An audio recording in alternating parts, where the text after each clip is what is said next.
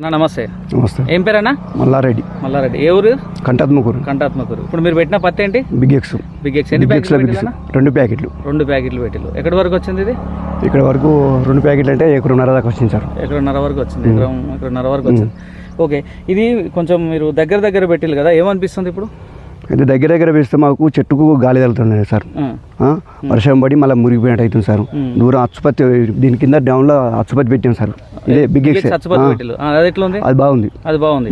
ఇది ఎందుకు ఎట్లా దగ్గర పెట్టడం వల్ల ఈ వర్షాలు ఖరాబ్ అయింది. ఇప్పుడు చెట్టుకి దాదాపు మన ఇవన్నీ ఎన్ని కాయలు మురిగిపోయింటాయి? చెట్టుకు ఒక 30 దాకా పోయినాయి సార్. 30 కాయలు మురిగిపోయినాయి. ఇప్పుడు దాదాపు మీరు ఎన్ని సంవత్సరాల నుంచి పత్తి పండిస్తా ఉన్నారు? మేము గత 15 సంవత్సరాల నుంచి 15-20 సంవత్సరాలు 15-20 సంవత్సరాలల్లా ఇగో ఈ సైజు కాయ కానీ ఇగో చూడండి, ఈ సైజు కాయ ఎప్పుడన్నా చూసారా? చూడలేదు సార్. చూడలేదు. 15 సంవత్సరాల ఈ సైజు కాయ చూడలేదు. పెద్దగా ఉందా? మీరు ఈ వరకు పట్టించిన కంటే పెద్దగా ఉందా? పెద్దగా ఉంది. తర్వాత కాయకి మనకి ఎన్ని పచ్చలు వస్తున్నాయి ఇప్పుడు చూసావా? 5 పచ్చలు. 4 వచ్చినాయి. 4 వచ్చాయి. 5 పచ్చలు. ఇప్పటిదాకా ఇప్పుడు మీ చేనులో మీటింగ్ జరిగింది కదా, దాదాపు ఒక 150 మంది అట్లా వచ్చింది కదా, వాళ్ళందరి ముందు మనం కాంటా వేసి చూసాం. మనం కాంటా వేసి చూస్తే వేరే విత్తనానికి దీనికి విత్తనానికి వేస్తే వాటికంటే ఇవి వజన్ వచ్చినాయా తక్కువ వచ్చిందా? ఎక్కువ వచ్చింది. 12 గ్రాములు ఎక్కువ వచ్చింది. 12 గ్రాములు. ఒక్కొక్క కాయ పన్నకి 12 గ్రాములు ఎక్కువ వచ్చింది. ఈ 12 గ్రాములు ఎక్కువ రావడం వల్ల పత్తి కూడా దిగుబడి ఎక్కువ వస్తుంది అనుకుంటా? తక్కువ వస్తుంది అనుకుంటా? ఎక్కువ వస్తుంది. ఓకే, ఇప్పుడు ఈ వచ్చిన రైతులందరూ పత్తి ఒలిచి చూసిళ్ళు. 5 పచ్చల కాయలు అన్నాం. ఒక్కొక్క పచ్చకి ఎన్ని గింజలు వస్తున్నాయన్న మనకి?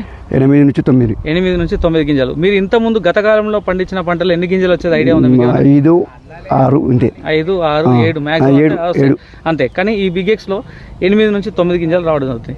గింజ సైజు సన్నగా ఉందా, దొడ్డుగా ఉందా? దొడ్డుగా ఉంది. బరువైన గింజ ఉంది, దొడ్డు ఉంది. అవునా? ఇప్పుడు దాకా చూసాం కదా మనం.